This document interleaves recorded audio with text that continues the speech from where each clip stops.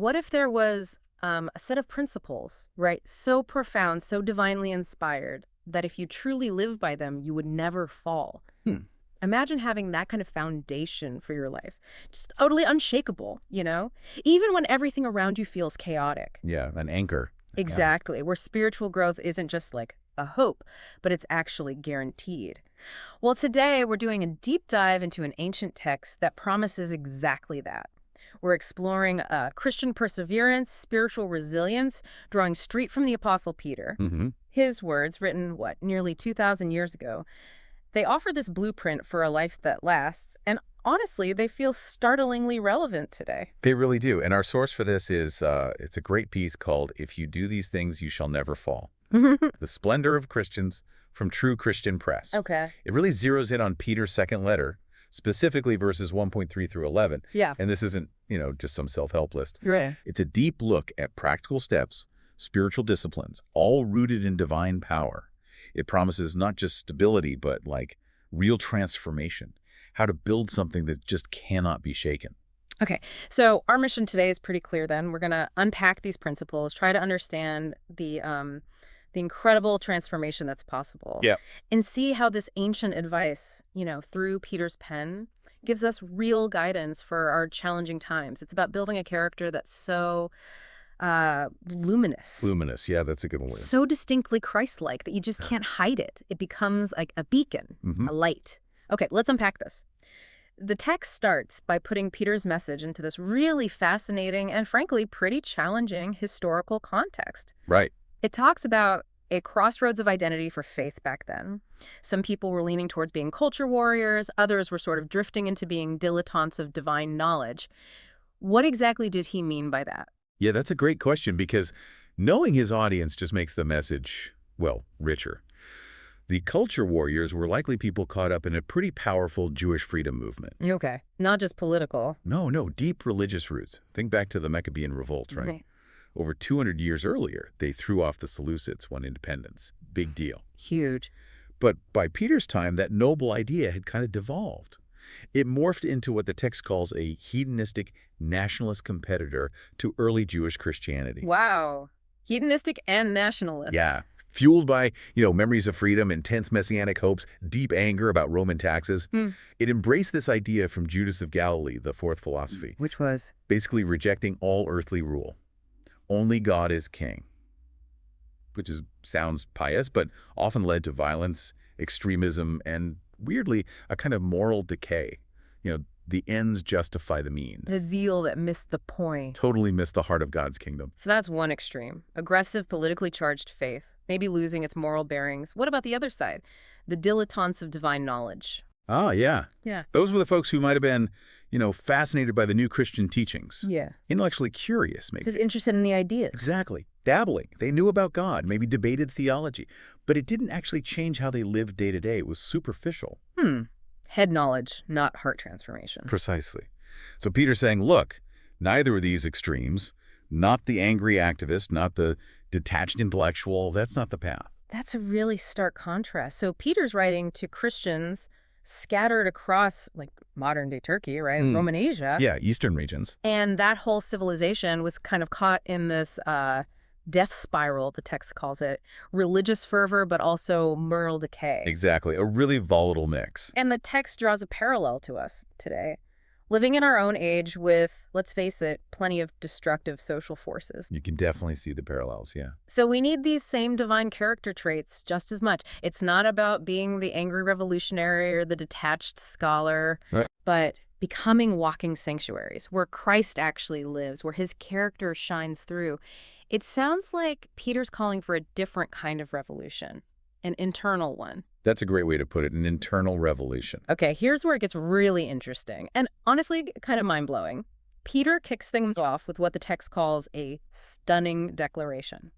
He basically says, you're already equipped for this new life, which, that feels almost too easy, doesn't it? What's this divine power he's talking about? It does sound almost too good to be true, but it's the absolute bedrock of his message.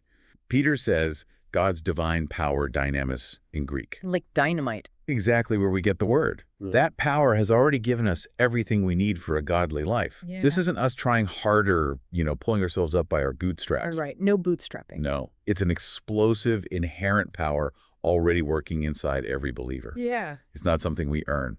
It's a gift, period. Wow. Okay. An Yeah. explosive power already inside us. That is a game changer. So how do we access it? How does it become active? Good question. It works through our knowledge. The Greek word is epignosis of Christ. Epignosis. Okay, so not just head knowledge. No, definitely not just facts about Jesus. This is intimate, experiential knowledge. It's a deep relationship that actually reshapes you from the inside out. Right. And through that knowing, we've been given these very great and precious promises. Megista kai timia epangelma. Okay, break that down. Megista kai timia. Yeah, the language is powerful. Megista means greatest, most magnificent, and timia means most precious, highest value. So not just good promises. Not at all. These are supremely magnificent, incredibly precious divine guarantees. Totally reliable. Okay, so what does this mean for you listening? These supremely magnificent promises enable us to do what? Peter says, participate in the divine nature. Theos koinoi physios. Yes. That phrase, participate in the divine nature, that feels huge. Almost audacious. It is audacious. Yeah. And it's the breathtaking reality of the Christian life. Through Christ, we actually get to partake of God's own character. Partake of his character. We become living reflections of his glory. We're freed from, dead works, freed from the corruption that kind of defines fallen humanity, which Peter says is caused by evil desires. Right. Now, this isn't about us becoming God, obviously. Important distinction. Very. It's about having God's character imprinted on us, his nature permeating and transforming our human personality. And this truth, this foundation, sets the stage for the practical steps Peter gives next. It shows us how to live out this new divine nature. Okay, so with that incredible foundation, divine power, intimate knowledge, precious promises, participating in God's nature, then Peter unveils what the text calls the divine architecture of character. Love that phrase. 8 interconnected virtues. Yeah. And when you cultivate them, they create this luminous constellation of Christ-likeness that simply cannot be hidden, like a spiritual glow. Let's walk through them, how each one builds on the last. So the starting point, the bedrock, is faith, pistis, the bedrock of trust. Now, a lot of people think faith is just blind belief. How is Peter's pistis different, especially this idea of robust confidence? Yeah, that's a really key distinction. Peter's pistis isn't wishful thinking. It's not a leap in the dark. It's this robust confidence in God's character and promises. Yeah. Even when circumstances seem to totally contradict them, it's the anchor when everything else feels shaky. Like a climber trusting their rope. That's a great analogy. You trust the rope because you know its strength, its reliability. Our faith is like that confident reliance on a God who is trustworthy. It's the soil, right, where everything else has to take root. Got it. Foundational trust. So once we have that pistis, Peter says add to it goodness, excellence of character. What does our chariot really mean for a believer? Is it just trying to be a nice person? Oh, it's way more than just being nice. Arete is this rich Greek word. Historically, it described the best qualities of, warriors, athletes, citizens, their peak performance, their moral excellence, virtue. Okay, excellence. For believers, it's not just avoiding bad stuff, though, that's important. It's actively embodying what is noble, admirable, praiseworthy. Pursuing moral excellence that really honors God in everything. So it's proactive. Totally proactive, not just avoiding gossip, but actually speaking encouraging words, striving for the best, not just the, okay. Okay, active goodness, striving for excellence. But how do we make sure that's guided well? Not just, good intentions gone wrong. That leads us to knowledge, gnosis, practical wisdom. Right. And this isn't academic knowledge. Exactly. Not academic at all. This gnosis is practical wisdom, spiritual insight. It's the ability to tell truth from error, to understand God's ways, and crucially, to apply divine principles to the messiness of daily life. The application part. That's key. It's the difference between knowing about God and truly knowing his heart, his mind. So your choices, your actions, are guided by that deeper understanding. Like facing a tough decision at work? Yeah. Maybe conventional wisdom says do X, but gnosis helps you see a better, maybe counterintuitive way that actually reflects God's character and builds trust. Okay, that makes sense. And it seems logical that with that kind of insight, gnosis, you become more self-aware. Is that why Peter links it straight to self-control? Enkritia, mastery over desire. This is a big one today. It's a huge one, and yes, the link is crucial. Enkrite literally means holding oneself in or having dominion over your desires, impulses, appetite. Leave yourself in. But it's not about, like, crushing your natural desires into nothing. It's more like godly governance of our passion. Governance, I like that. Yeah. In a world that worships instant gratification, Yeah. right? Where every impulse screams, yes, the Christian exercises this divine restraint, discipline. That's real strength. It's freedom, actually. It is freedom. Freedom from being enslaved by every whim. It's aligning your will with God's, empowered by His Spirit, steering the ship, not just being tossed around. Okay, so not just white-knuckling it, but an empowered, godly governance. And from that mastery, that enkritia, Peter says, develop perseverance, hupomone, steadfast endurance. This isn't just patience, like waiting in line, is it? Sounds more active. Oh, definitely more active, not passive resignation at all. Yeah. Hupomone is best understood as steadfast endurance under pressure. Under pressure. Yeah. Active, persistent faithfulness, even when things are really hard. Think of that athlete pushing through the pain barrier. Right. Or an early Christian facing persecution, not just hiding, but continuing to live out their faith publicly, choosing faithfulness despite the cost. That's hupomone. It kept them going, and it keeps us going when the path gets steep. That's powerful. Steadfast endurance. And as we endure like that, the text says it blossoms into godliness, eusebeia, reverent devotion. Yeah. This sounds like a big, all-encompassing term. It really is comprehensive. Eusebia covers both the inner attitude of the heart and the outward behavior that honors God. Inner and outer. Both. It's living with this constant awareness of God's presence and letting that awareness shape everything: thoughts, words, actions.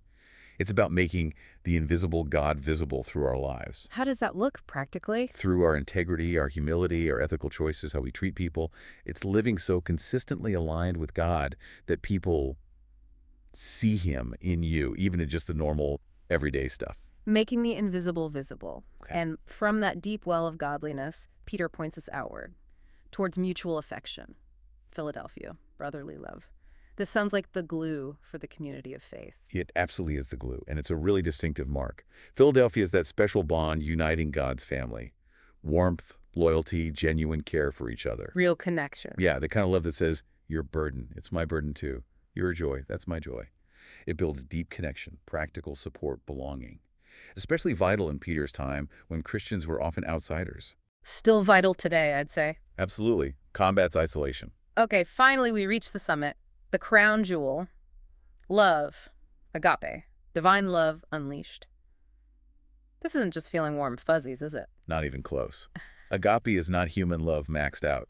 It's divine love flowing through human hearts. Divine love. Yeah, unconditional, sacrificial. It seeks the highest good for others no matter how they respond, even if they're, well, unlovable or undeserving. That's cuff. It's the highest calling. Agape loves enemies, forgives the unforgivable, gives without keeping score. It's the love Jesus showed on the cross. It's God's own character flowing through us. Because God is love, agape love. Wow. Okay, that's the peak. But it's crucial to see how Peter presents these. They're not just, 8 separate things on a checklist. He shows them as interconnected constellation. Interconnected. How so? Each one builds on and strengthens the others. They work together. Think about it. Faith is the foundation, right? Yeah. But without goodness, it's just agreeing with ideas. Right, no action. Or goodness without knowledge. That can become misguided zeal. You mean well, but... Yeah, you mess things up. Exactly. Knowledge without self-control. That just leads to arrogance. And godliness without that mutual affection, without a gape. It just becomes cold, hard religion. Judgmental. So they all need each other. They're dynamic, synergistic. They form a whole structure. So what happens for you, the listener, when all 8 of these work together like that? The text says something magnificent happens. You become effective and productive. The Greek words are karpos, meaning fruitful, and argos, meaning like not idle, active and useful. Right. Effective in your knowledge of Christ. And you become, as the text says, like a city set on a hill, impossible to hide. Yeah. And what makes this whole constellation absolutely unique to Christians is where it comes from and where it's going. Its source and its goal. Okay. These aren't just, admirable human virtues. They're supernatural graces. They flow directly from our participation in the divine nature itself. Supernatural. Yes. The world might admire courage or wisdom, sure. But only the Christian has these qualities as actual expressions of God's own character working through them. empowered by the Spirit. It's literally God's attributes shining through us. Which explains why Peter can say that having these qualities and growing in them guarantees spiritual fruitfulness. Exactly. When this eightfold character shines through a believer, they become this irresistible testimony. People see the transforming power of the gospel, Reflecting God's glory. like perfectly polished mirrors, making the invisible God visible. So when Peter writes, "If you do these things, you shall never fall," he's not talking about religious performance, not some formula. Not just checking boxes. No. He's revealing the secret to unshakable faith. And it's not about never struggling, never facing hardship. It can't be. Right. Life happens. Life happens. The secret is the presence of the divine nature working through our human personality to create something genuinely new, something the world hasn't seen. It comes from soaking in God's word, loving Jesus deeply, and intentionally cultivating these virtues. That builds this inner resilience, an anchor. An anchor that holds no matter the storm. Exactly. And Peter gives a clear, powerful promise for you. If you diligently cultivate these virtues, you will never stumble, you'll keep your spiritual footing, Maintain stability. and ultimately you'll receive a rich welcome into the eternal kingdom of our Lord and Savior Jesus Christ. Not just sneaking in, but a rich welcome. A lavish entrance. Yeah. It's a guarantee of victory here and hereafter. But there's a flip side, a warning. He says, those who lack these qualities are nearsighted and blind. Blind. Yeah, spiritually blind. They've forgotten they were cleansed from their past sins. They've lost sight of the amazing transformation that's already happened. So they live smaller lives. Yeah, unproductive, unfruitful lives.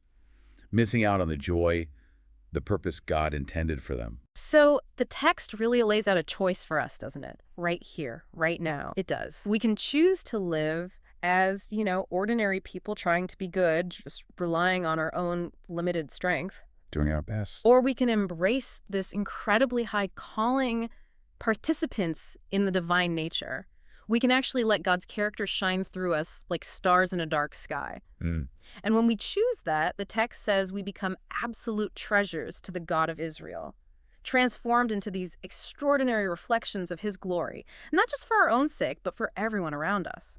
This divine architecture of character Peter lays out, it's not meant to be some heavy, burdensome religious duty, not a checklist to make you feel guilty. That's important. It really is. It's actually a glorious spiritual privilege. It's an invitation to literally carry God's own character, his faith, his goodness, his wisdom, self-control, perseverance, godliness, brotherly love, and that incredible agape love into a world that desperately needs light and hope. Making the invisible God visible. Through our daily transformed lives. That's the goal. So just imagine. Imagine what it would mean for your life, maybe for your family, your community, if you cultivated just one of these virtues more deeply this week. Just one. What if you leaned into agape when you felt frustrated? Or really practiced enkratia, self-control, when you were tempted by that instant gratification? To become these living demonstrations of his glory, walking testimonies of his grace, bright lights. How might even a small step change your perspective? Or maybe begin to change the world around you? Powerful thought. We really hope this deep dive into Peter's ancient wisdom has given you a fresh perspective, maybe some tangible, powerful ideas to explore. Keep asking those big questions. Keep digging for that knowledge. Keep growing. And most importantly, keep applying these timeless truths to build your own unshakable life.